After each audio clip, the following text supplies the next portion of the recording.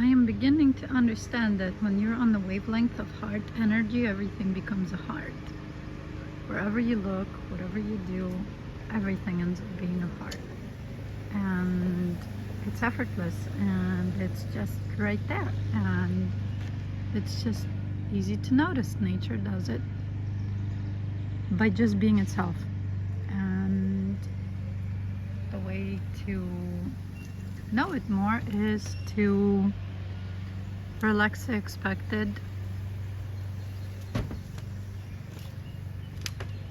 frame and permit for it to be the all-encompassing frame. What does all-encompassing mean?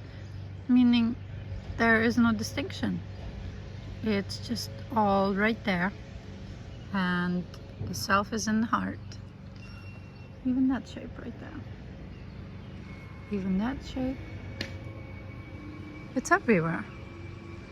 When we are on the wavelength of the heart, everything is simply a heart.